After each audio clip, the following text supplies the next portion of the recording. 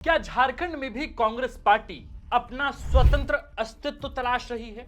क्या झारखंड में कांग्रेस पार्टी भविष्य में अपने बूते बहुमत हासिल करने की रणनीति बनाने में जुट गई है? क्या झारखंड में कांग्रेस पार्टी ने झारखंड मुक्ति मोर्चा की परछाई से इतर अपनी आजाद पहचान बनाने की तैयारी शुरू कर दी है? क्या कांग्रेस पार्टी झारखंड में अब और झामुमो का छोटा भाई नहीं बने रहना चाहती? क्या कांग्रेस पार्टी 5 साल बाद झारखंड में अपना मुख्यमंत्री चाहती है? क्या यही वजह है कि संगठन में आमूलचूल बदलाव की शुरुआत हो गई? आखिर वजह क्या है कि विधानसभा के मौजूदा बजट सत्र में कांग्रेस पार्टी के विधायक सरकार के खिलाफ मुख्य विपक्षी पार्टी बीजेपी से भी ज्यादा हमलावर रहे?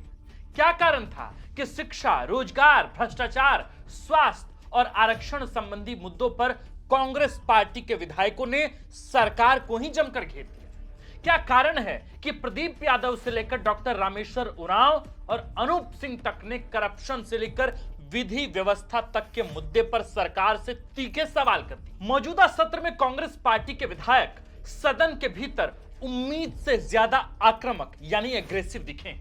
क्या यह सब कुछ उस छवि से बाहर आने की कोशिश का नतीजा है जिसमें कहा जाता है कि देश की सबसे पुरानी राजनीतिक पार्टी अब चुनावी राजनीति में क्षेत्रीय पार्टियों के कंधे पर सवार होकर सत्ता का सुख भोग रही है? सियासत में यह ख्वाहिश अप्रत्याशित नहीं है, लेकिन कांग्रेस पार्टी ने गुजरात से लेकर बिहार और झारखंड से लेकर छत्तीसगढ़ तक में काफी आक्रामक रुख दिखाया है। जहां विपक्ष में है वहां सत्ता पक्ष के खिलाफ, तो जहां सत्ता में है वहां विपक्ष के खिलाफ तो आवाज बुलंद किया ही। पार्टी के शीर्ष नेताओं ने अपने ही साथियों को भी उनकी गलतियों के लिए नहीं बख्शा है। क्या झारखंड में भी यही हो रहा है? दरअसल इस सत्र में कई मौके ऐसे आए जब कांग्रेस पार्टी के विधायकों ने अपनी ही सरकार से बहुत ही तीखे सवाल पूछे। इसमें भी सबसे अव्वल प्रदीप यादव रहे। प्रदीप यादव ने अपने तीखे सवालों से कई बार झारखंड मुक्ति मोर्चा के कोटे के मंत्रियों को असहज तक कर दिया। मसलन झारखंड के विभिन्न विश्वविद्यालयों में पिछले करीब 10-11 साल से पढ़ा रहे 700 घंटी आधारित अध्यापकों को नियमित करने की मांग पर पड़ैयाहाट विधायक प्रदीप यादव और उच्च शिक्षा मंत्री सुदिव्य कुमार सोनू के बीच लंबी बहस हुई। प्रदीप यादव ने इन शिक्षकों को अस्थायी करने की मांग रखी तो सुदिव्य सोनू ने कह दिया कि अस्थायी नियुक्तियां केवल स्वस्थ प्रतियोगिता परीक्षा के माध्यम से ही होगी ताकि पठन पाठन में गुणवत्ता सुनिश्चित की जा सके। जवाब में प्रदीप यादव ने यह कह दिया कि क्या सरकार अब यह कहना चाहती है कि पिछले 10 साल से झारखंड के विभिन्न विश्वविद्यालयों में लाखों विद्यार्थियों को गुणवत्तापूर्ण शिक्षा नहीं दी गई? क्या यूनिवर्सिटीज में संविदा पर अयोग्य लोगों को नियुक्त किया गया ताकि बस काम चलता रहे? ऐसा ही वाकया हुआ पीएचडी विभाग में कथित पाइपलाइन घोटाले को लेकर। दरअसल पीएचडी विभाग के अंतर्गत 2012 में शुरू की गई पाइपलाइन परियोजना की राशि को गबन करने का मामला प्रकाश में आया था। विभाग के कैशियर संतोष कुमार ने 15 अलग अलग खातों में योजना की राशि ट्रांसफर करा ली थी। इस केस में वह गिरफ्तार किया जा चुका है। मामला 21 करोड़ रुपए के आसपास का ही है। प्रदीप यादव ने इस मुद्दे को सदन में उठाते हुए यह मांग की थी कि क्या गबन की अवधि में विभाग में कार्यरत रहे कार्यपालक अभियंताओं पर भी कार्रवाई की गई है? प्रदीप यादव विभाग के कार्यपालक अभियंता पर भी एफआईआर दर्ज कराने की मांग कर रहे थे। इस मामले में झामुमो कोटे के मंत्री योगेंद्र प्रसाद ने कहा कि विभागीय कार्रवाई होगी। तब कांग्रेस विधायक प्रदीप यादव और डॉक्टर रामेश्वर उरांव ने कह दिया था कि विभागीय कार्रवाई के नाम पर केवल लीपापोती की जाएगी। प्रदीप यादव ने तो इस मामले में सरकार के खिलाफ धरना प्रदर्शन करने की चेतावनी तक दे डाली थी। प्रदीप यादव ने अडानी पावर प्लांट में जमीन अधिग्रहण के मानकों के उल्लंघन, एसपीटी एक्ट को नजरअंदाज किए जाने और स्थानीय लोगों को रोजगार नहीं मिलने का मुद्दा उठाकर सरकार से गंभीर सवाल पूछे। प्रदीप यादव ने यह तल्ख लहजे में यह भी पूछा कि एमओयू के तहत प्लांट से झारखंड को कुल उत्पादन का 25% बिजली मिलना तय हुआ था। क्या वह मिलता है? उनके तीखे सवालों का आलम ऐसा था कि मामले की जांच के लिए हेमंत सोरेन सरकार को एक उच्च स्तरीय कमेटी का गठन करना पड़ा। कई ऐसे मौके भी आए जब कांग्रेस और झारखंड मुक्ति मोर्चा के मंत्री आपस में ही भिड़ गए।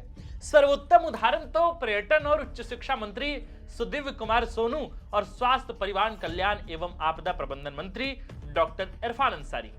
दरअसल शुक्रवार को सदन में प्रदीप यादव द्वारा नर्सिंग कॉलेज पर पूछे गए सवाल का जवाब दे रहे मंत्री डॉक्टर इरफान अंसारी को संसदीय कार्य मंत्री की भूमिका निभा रहे सुदिव्य कुमार सोनू ने टोक दिया था। इस बात से नाराज मंत्री डॉक्टर अंसारी ने सुदिव्य सोनू को कह दिया कि उनको तो हर बात में फुदकने की आदत है।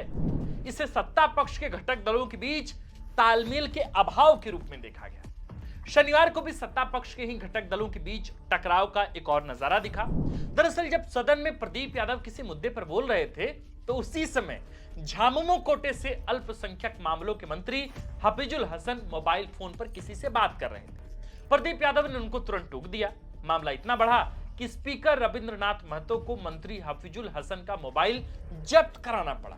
इन उपरोक्त घटनाओं को सियासी जानकारों ने झारखंड में इंडिया गठबंधन के दो घटक दल मसलन कांग्रेस और झारखंड मुक्ति मोर्चा के बीच जारी कोल्ड वॉर के प्रकटीकरण के रूप में देखा।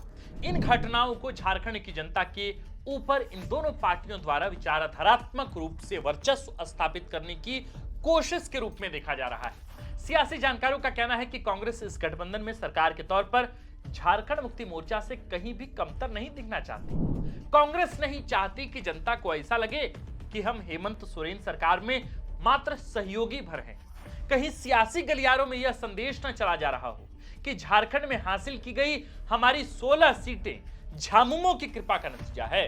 साफ शब्दों में कहें तो गठबंधन सरकार में कांग्रेस पार्टी छोटा भाई नहीं लगना चाहती। कहा जा रहा है कि कांग्रेस और झारखंड मुक्ति मोर्चा के बीच साथी होते हुए भी असहयोग की शुरुआत पिछले साल विधानसभा चुनाव से पहले तभी शुरू हो गई थी जब कांग्रेस के तत्कालीन प्रभारी गुलाम अहमद मीर ने कार्यकर्ता सम्मेलन में कह दिया था कि यदि हम राज्य में 25 से या उससे भी ज्यादा सीट हासिल करने में कामयाब रहे तो हमारा और झामुमो का मुख्यमंत्री कुल 2.5 साल के रोटेशन पर होगा।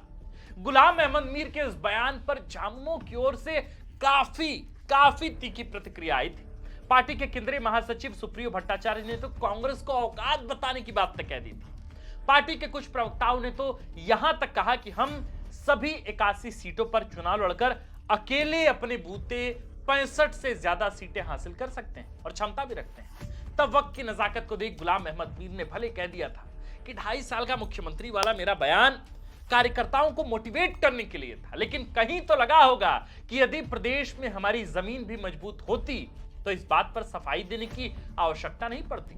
हेमंत सरकार के पिछले कार्यकाल में गिरिडीह के मधुबन में कांग्रेस पार्टी की एक संकल्प सभा हुई थी। आपको भी याद होगा राहुल गांधी इसमें वीडियो कॉन्फ्रेंसिंग के जरिए शामिल हुए थे। तब कांग्रेस कोटे से मंत्री बन्ना गुप्ता, डॉक्टर रामेश्वर उरांव वो भी मंत्री थे, आलमगीर आलम जो अभी जेल में है वो भी मंत्री, और बादल पत्रलेख ये तमाम लोग मंत्री हुआ करते थे। इस सभा में दीपिका पांडे सिंह ने कहा था कि राज्य में गठबंधन सरकार द्वारा जो भी योजनाएं और कार्यक्रम संचालित किए जा रहे हैं उसका पूरा क्रेडिट अकेले मुख्यमंत्री और झारखंड मुक्ति मोर्चा को चला जाता है। ऐसा लगता है कि हमारी कोई भूमिका ही नहीं है, जबकि कोविड में स्वास्थ्य और खाद्य आपूर्ति जैसे जरूरी विभाग हमारे यानी कि कांग्रेस के ही पास थे, यहीं से ज्यादा काम हुआ।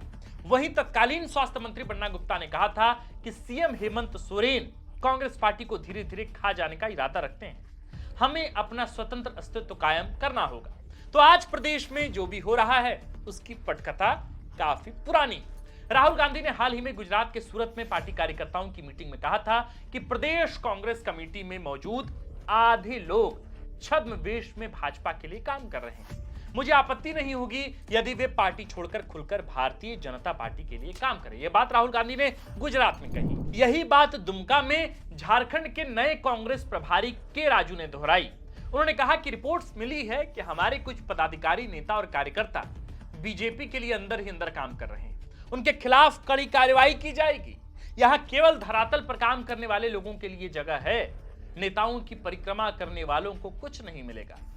इन बयानों से जाहिर है कि कांग्रेस पार्टी पूरे देश के विभिन्न राज्यों में एक मिशन मोड पर काम कर रही है। मिशन अपनी स्वतंत्र पहचान कायम करने का, मिशन अपना जनाधार बढ़ाने का, मिशन छोटा भाई की जगह बड़ा भाई बनने का, मिशन अपने बूते सत्ता हासिल करने का, चाहे वह बिहार हो, झारखंड हो या फिर गुजरात। इस कोशिश में कोल्ड वार होगा। पुरानी कहावत है कि घर में 4 बर्तन बजेंगे तो आवाज आएगी। झारखंड और बिहार में यह आवाज आने भी लगी।